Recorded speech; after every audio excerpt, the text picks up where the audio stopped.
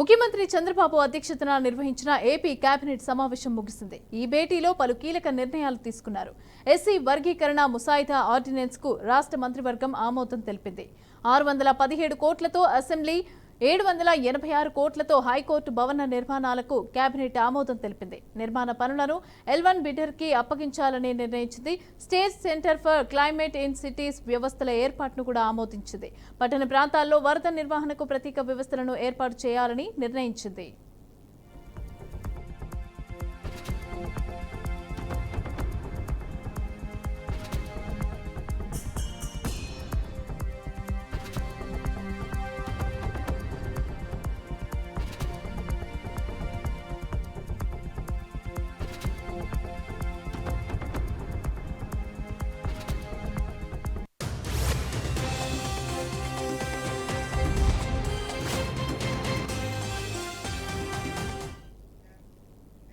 శంషాబాద్ నోవెటెల్ హోటల్లో సీఎం రేవంత్ రెడ్డి అధ్యక్షతన కాంగ్రెస్ శాసనసభాపక్ష సమావేశం జరిగింది. పార్టీకి ఇబ్బంది కలిగించాలని ఎవరైనా చూస్తే వారే ఇబ్బంది పడతారని సీఎం రేవంత్ రెడ్డి అన్నారు. పార్టీకి వ్యతిరేకంగా మాట్లాడితే లాభం కంటే నష్టమే ఎక్కువ అని గుర్తించాలని హితవు పలికారు. మంత్రివర్గ విస్తరణపైన అధిష్టాన నిర్ణయమే ఫైల్ అని అన్నారు. ఇక ఈ విషయంలో ఎవరేం మాట్లాడినా కూడా ఉపయోగం ఉండదని స్పష్టం చేశారు. ఎమ్మెల్యేలు రేపటి నుంచి గ్రామాల్లో పర్యటించాలని సూచించారు. ఇక తాను కూడా మే 1వ తారీఖు నుంచి ప్రజల్లోకి వెళ్తానని అన్నారు. మొన్నటి వరకు మనపై కేంద్ర మంత్రులు కిషన్ రెడ్డి, బండి సంజయ్ విమర్శలు చేసేవారని, ఇప్పుడు ప్రధానమంత్రి నరేంద్ర మోదీ కూడా రంగంలోకి దిగారని అన్నారు. తెలంగాణ పథకాలతో మోదీ ప్రభుత్వం ఉక్కిరిబిక్కిరి అవుతోందని వ్యాఖ్యానించారు.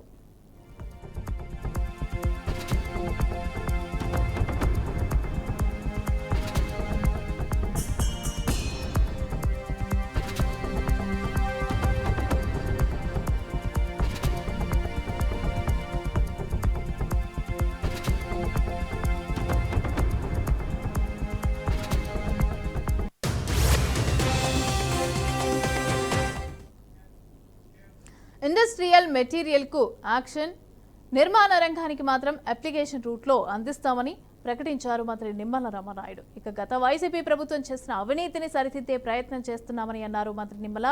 మైన్స్ విషయంలో ఒక్కొక్కటి సరిదిద్ది నిర్మాణం వైపు గ్రానైట్, గ్రావెల్ రోడ్లు మెటీరియల్ ఉపయోగించాలని నిర్ణయించామని చెప్పారు. ఆంధ్రప్రదేశ్ రాష్ట్రంలో జరుగుతున్న తాజా రాజకీయ పరిణామాలపైన కేబినెట్ భేటీలో చర్చించామన్నారు మంత్రి. ఇక ఎస్సీ వర్గీకరణను ఆమోదిస్తూ ఆర్డినెన్స్ జారీ చేశామని తెలిపారు. ఏదైతే టీసీఎస్, ఎందుకంటే ఈవేళ ప్రపంచంలోనే ఒక అగ్రగామి సాఫ్ట్వేర్ ఏదైతే టీసీఎస్ ఏదైతే ఉందో, అవసరమైతే మరి ఒక 99 పైసలకి మనం ఇచ్చేటువంటి విధంగా కూడా మనము ఒక నిర్ణయం తీసుకోవాలనేటువంటి విధానమే కాకుండా మిగిలినటువంటి డిపార్ట్మెంట్స్ కూడా, అంటే ఏదైతే మెగా సెంటర్ కానీ, డేటా సెంటర్ కానీ ఏవైతే ఉన్నాయో వాటిని కూడా రీజనబుల్గా మనము వాళ్ళకి ఈ ల్యాండ్ను కానీ, అదేవిధంగా దాంతోపాటు ఇతర సౌకర్యాలు అన్నీ కూడా కల్పించి మరి విత్ ఇన్ డేస్లో క్లియర్ చేసి ఆ యొక్క సంస్థలు పెద్ద ఎత్తున ఇక్కడ నెలకొల్పేటువంటి విధంగా కూడా మరి ఈవేళ మరి నిర్ణయాలు తీసుకోవడం జరిగిందనే విషయాన్ని కూడా ఈ సందర్భంగా మరి తెలియజేసుకుంటూ, ఇప్పుడు టెండర్లు పిలిచి మన వర్క్స్ ఏదైతే మొదలు పెడుతూ ఉన్నామో రాజధానిలో ఒక అసెంబ్లీ కానీ, ఒక హైకోర్టు కానీ, ఒక సెక్రటరియట్ కానీ ఏవైతే ఉన్నాయో ఇవన్నీ కూడా అంటే ఏ సిటీలోనూ కూడా మనం చూడనటువంటి విధంగా ఒక స్ట్రైట్ రోడ్స్, అంటే ఎక్కడైనా వంకర్లు టింకర్లు లేకుండా ఒక స్ట్రైట్ రోడ్స్ కానీ, అదేవిధంగా వాస్తు పాటించడంలో కానీ, అదేవిధంగా డ్రైన్స్, వాటరు, పవర్ లైన్స్ కూడా అన్ని అండర్ గ్రౌండ్లోనే కేబుల్స్ ద్వారా సాధ్యమైనంత వరకు కూడా తీసుకెళ్లేటువంటి విధంగా ఈ రకంగా ఇంకా ఏదైతే ఈఎస్ఐ హాస్పిటల్స్, ఎందుకంటే వాటిని కూడా మన రాష్ట్రంలో అభివృద్ధి చేయాలి.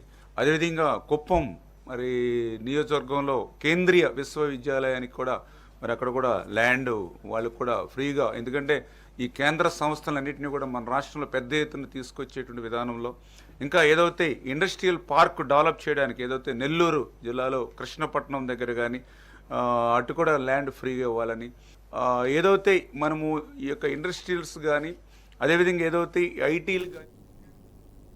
గత ప్రభుత్వ నిర్వాహకంతో రాజధాని పనుల ప్రారంభానికి ఆటంకాలు వచ్చాయని మంత్రి పొంగూరు నారాయణ తెలిపారు. రాజధాని అమరావతిలో మంత్రి నారాయణ పర్యటించారు. ఇక న్యాయపరమైన సమస్యలు అధిగమించేందుకు 8 నెలలు పట్టిందని, 68 పనులకు సంబంధించి 42,360 కోట్ల విలువైన పనులకు టెండర్లు పూర్తయ్యాయని తెలిపారు. ఈ పనులన్నీ ఇప్పటికే ప్రారంభమయ్యాయని మంత్రి తెలిపారు. అమరావతి పనులకు అవసరమైన గ్రావెల్ కోసం గనుల శాఖ 851 ఎకరాలు సిఆర్డీఏకు కేటాయించిందన్నారు. ఆ రోజు సిఆర్డీకి ఇచ్చారు. దీన్ని తవ్వారు కూడా. 6 మీటర్లు 8 మీటర్లు డెప్త్ తవ్వేశారు. అంటే గ్రౌండ్ లెవెల్ కంటే కూడా డ్రోన్ సర్వే చేయించి దీన్ని కూడా ఏదో ఒక యూటిలైజేషన్ చేస్తుందని చేస్తామని తెలియజేయడం కోసం వచ్చాను. టెండర్లు అన్ని కంప్లీట్ అయిపోయినాయి. ఆల్మోస్ట్ ఆ వర్క్స్ కూడా వేగవంతంగా ఈ నెలాఖరికైతే ఆల్మోస్ట్ ఇక్కడ 15,000 మంది మినిమం వర్క్ చేస్తుంటారు. ఒక సంవత్సరం లోపల అధికారుల భవనాలు ఏదైతే 4,000 భవనాలు ఉండేవో అవి హ్యాండ్ ఓవర్ చేయడం జరుగుతుంది. ఒక సంవత్సరం లోపల 1.5 year లోపల ట్రంక్ రోడ్స్ ఏదైతే 360 కిలోమీటర్లు ఉందో అది కంప్లీట్ చేయడం జరుగుతుంది. లేఅవుట్ లోపల రోడ్స్ 2.5 సంవత్సరం, ఐకానిక్ టవర్స్ 3 సంవత్సరాలు, ఒక పక్కా ప్లాన్తో ఉంది. ఇప్పుడు సిటీ డెవలప్ కావాలంటే ముఖ్యమంత్రి గారి యొక్క విజన్ ప్రకారం ఆయన ఎప్పుడో 100 సంవత్సరాలు ఆలోచిస్తారు. ఒక మంచి ఎయిర్పోర్ట్ రావాలి, ఇంటర్నేషనల్ లెవెల్లో ఒక స్పోర్ట్స్ సిటీ కన్స్ట్రక్ట్ చేయాలనే యొక్క ఆలోచన ఉంది. అంటే ల్యాండ్ అక్విజిషన్ అయితే 5,000 ఎకరాలు చేయొచ్చు. ల్యాండ్ అక్విజిషన్ యాక్ట్ ప్రకారం 2.5 times రిజిస్ట్రేషన్ వాల్యూ వస్తుంది. దానివల్ల ఏపీ లిక్కర్ స్కామ్ లో కేసులో మరో కీలక పరిణామం చోటు చేసుకుంది. మాజీ ఎంపీ విజయసాయిరెడ్డికి సిట్ నోటీసులు జారీ చేసింది. ఈ నెల 18న విచారణకు రావాలని నోటీసుల్లో పేర్కొంది. విజయవాడలోని సిపి ఆఫీస్ విజయసాయిని సిట్ విచారించనుంది. ఇదిలా ఉంటే ఏపీ లిక్కర్ స్కామ్ కేసులో సిట్ దూకుడు పెంచింది. కేసులో ప్రధాన వ్యక్తిగా భావిస్తున్న రాజ్ కసిరెడ్డి సిట్ దర్యాప్తునకైతే సహకరించడం లేదు.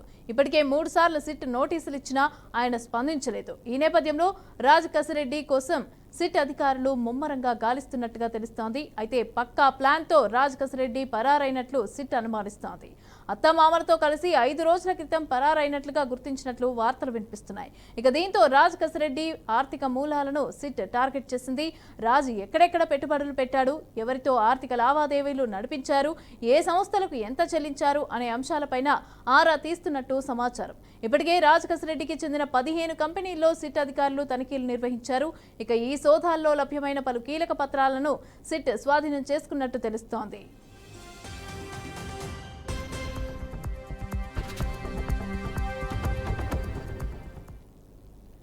వక్ఫ్ సవరణ బిల్లు సుప్రీంకోర్టుకు విరుద్ధంగా జరుగుతోందన్నారు మాజీ మంత్రి పేర్ని నాని.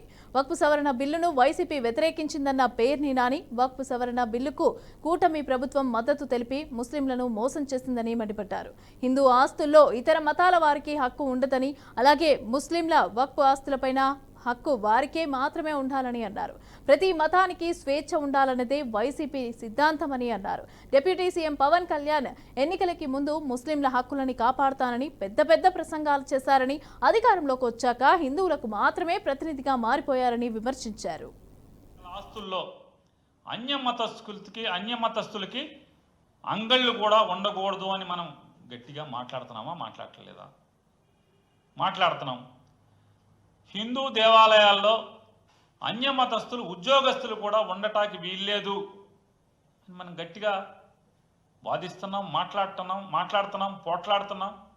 చంద్రబాబు నాయుడు, పవన్ కళ్యాణ్, మోడీ ఈ ముగ్గురు కలిసేటువంటి చేసిన చట్ట సవరణ ఏంటో తెలుసా అండి?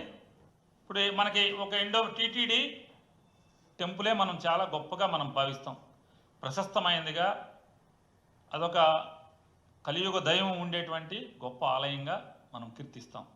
హిందువు కాకుండా ముస్లిమో క్రిస్టియనో అయితే మనం ఒప్పుకుంటామా? ఎండోమెంట్స్ డిపార్ట్మెంట్లో ఆఫీసరు ముస్లిమో క్రిస్టియనో అయితే మనం ఒప్పుకుంటామా? ఈ 1995 వక్ఫ్ చట్టానికి సవరణ ఏం చేస్తున్నాడు? వక్ఫ్ బోర్డుకి కానీ లేదా సెంట్రల్ వక్ఫ్ కమిటీకి కానీ చీఫ్ ఎగ్జిక్యూటివ్ ఆఫీసర్ అనేవాడు ముస్లిం ఉండాల్సిన పని లేదు అని చట్ట సవరణ చేశాడు.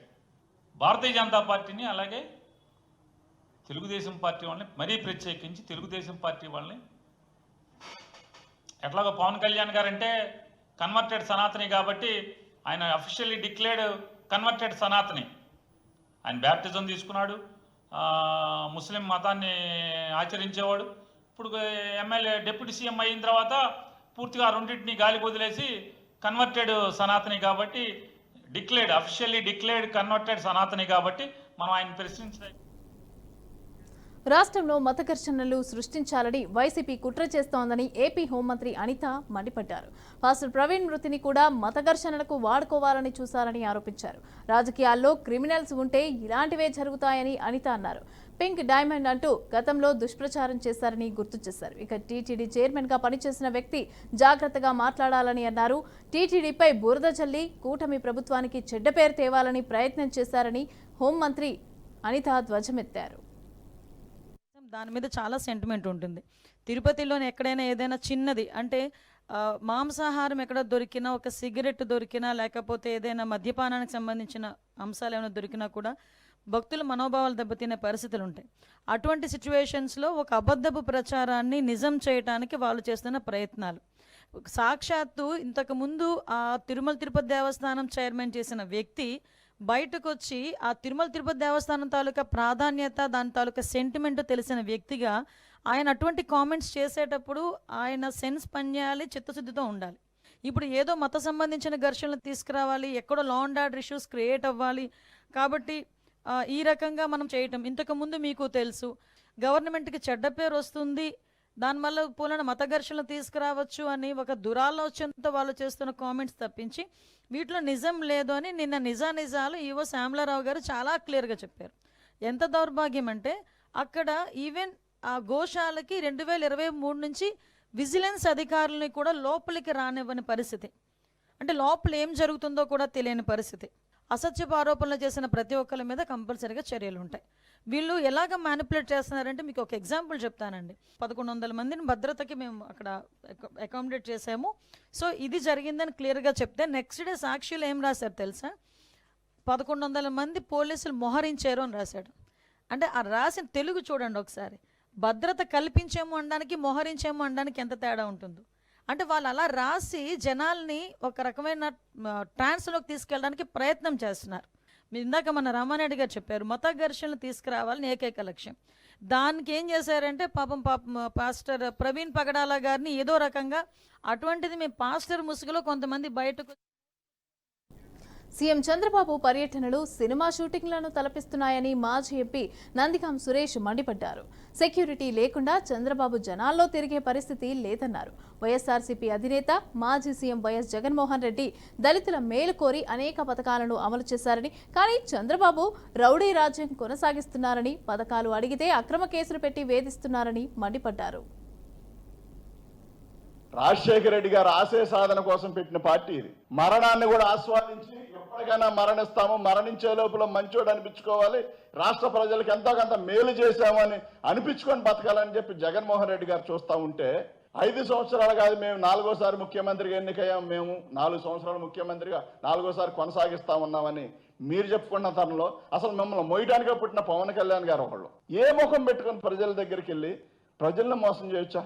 మీ మీద ఆశ పెట్టుకోను కదా ఓట్లేసింది మీకు. మీరేదో మేలు చేస్తారు, జగన్మోహన్ రెడ్డి గారు బ్రహ్మాండంగా చేశారు, వీళ్ళు ఇంకా బాగా చేస్తారు అని కదా ఓట్లేసింది మీకు.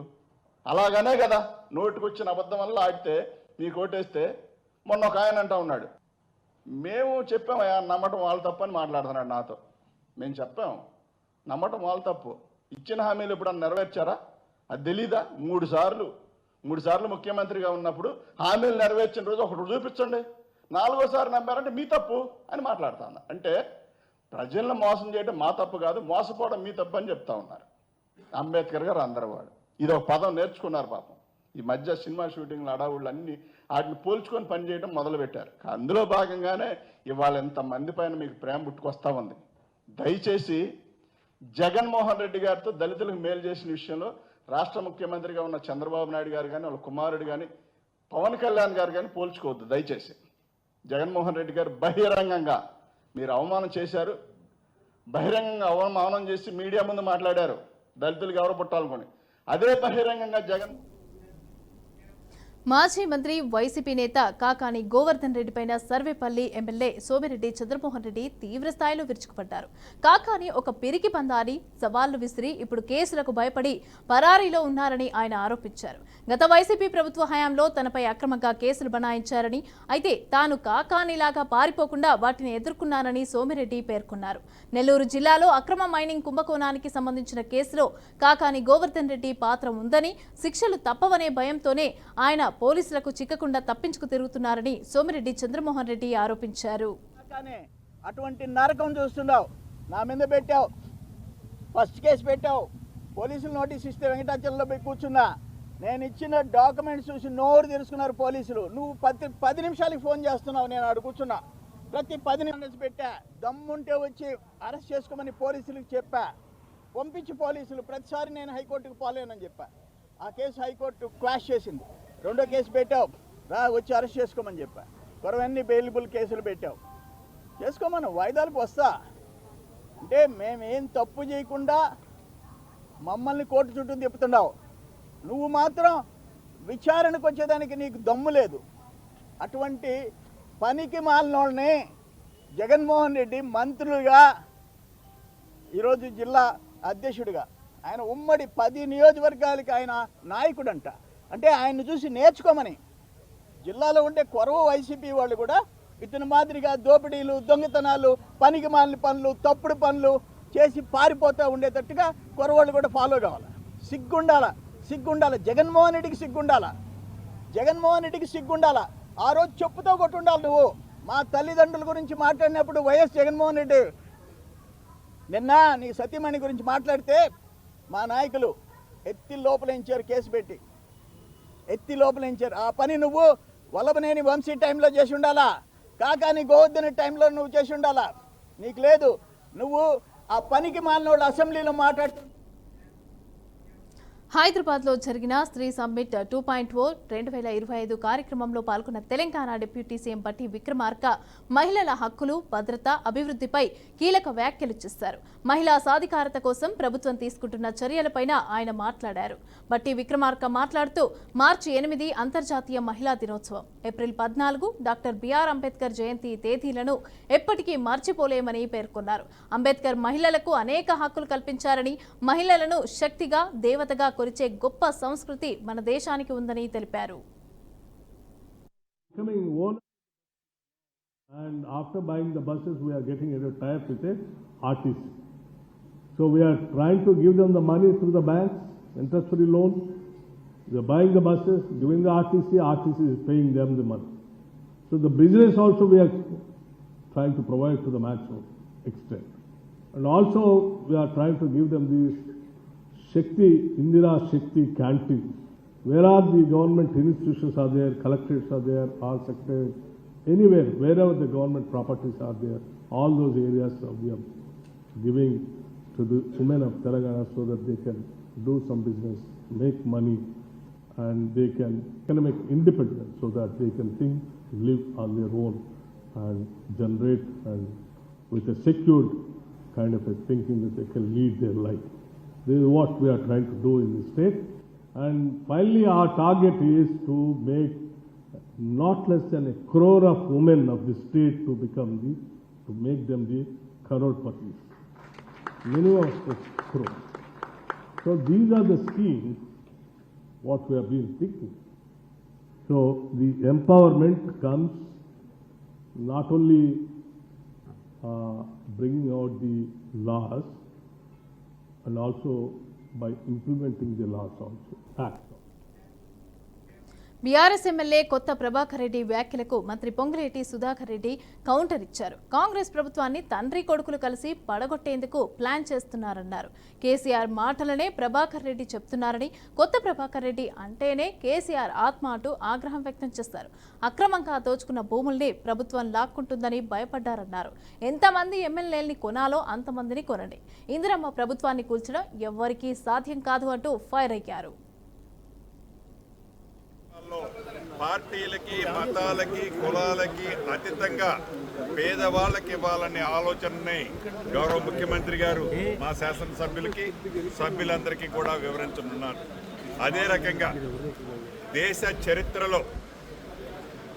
చరిత్రలో ఏ రాష్ట్ర ప్రభుత్వము చేయని విధంగా సన్నబియ్యం గౌరవ మంత్రివర్యులు ఉత్తమ్ కుమార్ రెడ్డి గారి ఆధ్వర్యంలో గౌరవ ముఖ్యమంత్రి రేవంత్ రెడ్డి గారి సూచనలు సలహాలు మేరకు అద్భుతంగా ఉగాది నాడు ఈ సన్నబియ్యం కార్యక్రమాన్ని లాంచ్ చేసుకొని ఇందిరమ్మ ప్రభుత్వానికి మద్దతు తెలిపి పూర్తి మెజారిటీ ఇచ్చినప్పటికీ ఈ ఇందిరమ్మ ప్రభుత్వాన్ని మేము కూలుస్తామని అనేక పర్యాయాలు ఆనాడు 10 సంవత్సరాలు పరిపాలించిన పార్టీ నాయకులు తహతాలాడుతున్నారు.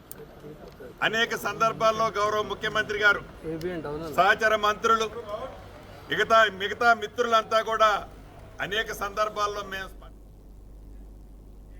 ఎమ్మెల్యే కొత్త ప్రభాకర్ రెడ్డి వ్యాఖ్యలపైన మంత్రి పొన్నం ప్రభాకర్ మండిపడ్డారు. ఇక కొత్త ప్రభాకర్ కి ట్రాన్స్పోర్ట్ బిజినెస్ ఉందేమో అంటూ ఎద్దేవా చేశారు. కులగణన బీసీ రిజర్వేషన్ పై మాట్లాడిన ఆయన బీసీ నాయకులతో సమావేశం నిర్వహిస్తామన్నారు.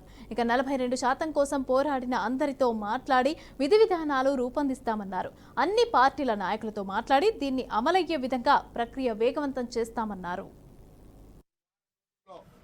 తెలంగాణలో ఉన్నటువంటి బీసీ మేధావులను, బీసీ కుల సంఘాలను, బీసీ ఉద్యోగ సంఘాలను, బీసీలకు సంబంధించినటువంటి అనేక మంది ఏ 42% సంబంధించి ఆకాంక్షించారో వాళ్ళందరితోటి సమావేశాలు ఏర్పరచుకొని భవిష్యత్తు కార్యాచరణ తీసుకోవడం జరుగుతుంది. గౌరవ ముఖ్యమంత్రి గారు, ఉప ముఖ్యమంత్రి గారు, పిసిసి అధ్యక్షులు కూడా ఇందుకు సంబంధించిన నిర్దేశన చేయడం జరిగింది. అదేవిధంగా అన్ని రాజకీయ పార్టీలను కూడా ఏ శాసనసభలోనైతే అది బీజేపీ కానీ టీఆర్ఎస్ ఎంఐఎంతో సహా ఏకగ్రీవ తీర్మానానికి మద్దతు ఇచ్చినారో మరి కేంద్రంలో రాష్ట్రపతి గారి ఆమోదం పొందడానికి సంబంధించి కూడా భవిష్యత్ కార్యాచరణ తీసుకునే ఒక కార్యక్రమాన్ని రూపొందిస్తున్నాం.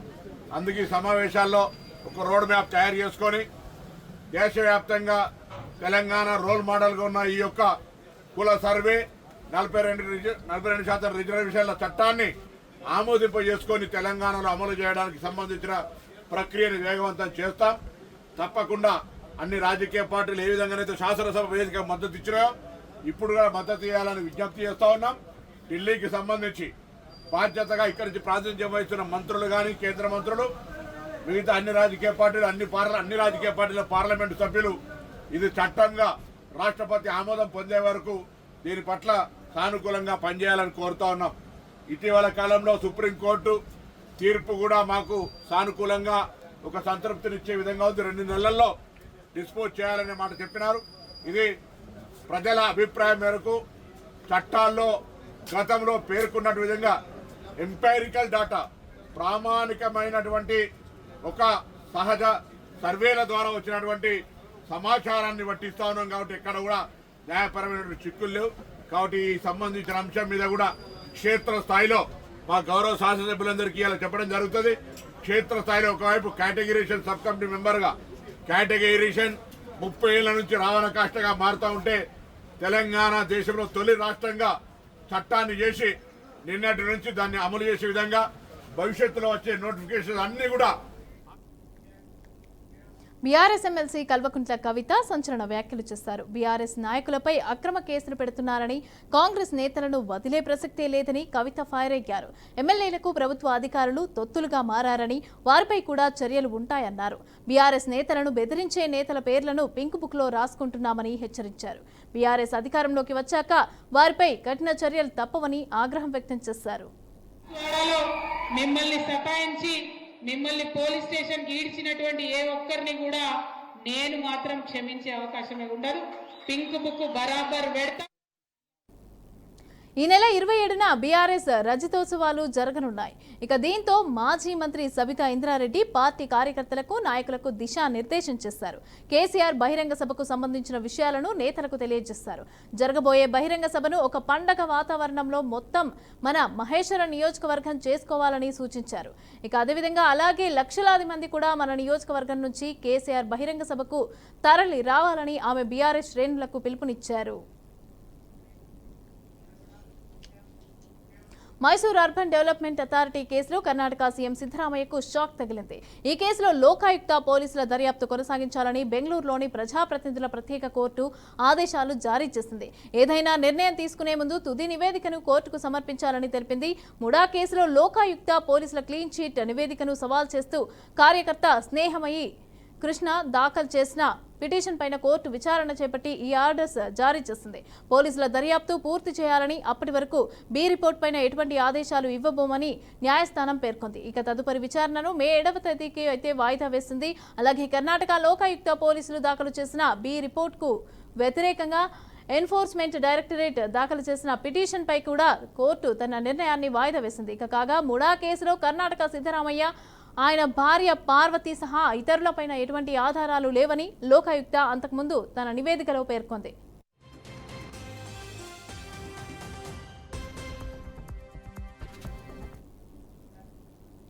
పాఠశాలల అధిక రుసుముల వసూళ్లపైన ఢిల్లీ ముఖ్యమంత్రి రేఖా గుప్తా తీవ్రంగా స్పందించారు. పాఠశాలల్లో ఏకపక్షంగా ఫీజులు పెంచితే ఉపేక్షించేదే లేదని, రిజిస్ట్రేషన్ను రద్దు చేస్తామని హెచ్చరించారు. ఇక పాఠశాలల్లో ఫీజుల పెంపును నిరసిస్తూ విద్యార్థుల తల్లిదండ్రులు ఆందోళన చేపట్టారు. మోడల్ టౌన్లోని క్వీన్ మేరీ స్కూల్ యాజమాన్యం విద్యార్థులను వేధింపులకు గురిచేసిందనే ఆరోపణలు వచ్చాయి.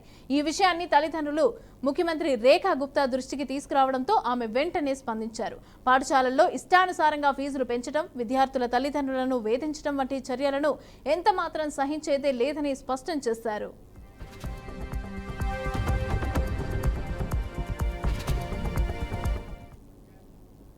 చైనాలో కార్చిచ్చు బీభత్సం సృష్టిస్తోంది. ఉత్తర చైనాలోని షాన్షీ ప్రావిన్స్లోని లింగ్చాన్ కౌంటీలో మంగళవారం భారీ మంటలు చెలరేగాయి. దాదాపు 3000 మంది సిబ్బంది అయితే ఈ మంటలను అదుపు చేసేందుకు సహాయక చర్యలు చేపట్టారు. మంటలు పెద్ద ఎత్తున ఎగిసిపడుతూ ఉండటంతో 5 హెలికాప్టర్లను రంగంలోకి దించారు. ఈ మంటలు శనివారం హుగువాన్ కౌంటీలో చెలరేగగా ఆదివారం బలమైన గాలులు వీయడంతో పక్కనే ఉన్న లింగ్చాన్ వరకు వ్యాపించాయి. వాతావరణం పొడిగా ఉండటంతో మంటలు వేగంగా విస్తరిస్తున్నాయని అక్కడి అధికారులు తెలిపారు. మరోవైపు బలమైన గాలులు వీయడం, ఎత్తైన పర్వత ప్రాంతం కావడం, అదేవిధంగా దట్టమైన మండే స్వభావం కలిగిన వృక్ష సంపద వంటివి మంటలను ఆర్పేందుకు సవాల్గా మారుతున్నాయన్నారు. లింగ్చాన్ నుంచి 266 మందిని ఖాళీ చేయించి సురక్షిత ప్రాంతాలకు తరలించారు. అయితే మంటలు త్వరగా అదుపులోకి రాకపోతే నష్టం మరింత ఎక్కువయ్యే అవకాశం ఉందని నిపుణులు సూచిస్తున్నారు.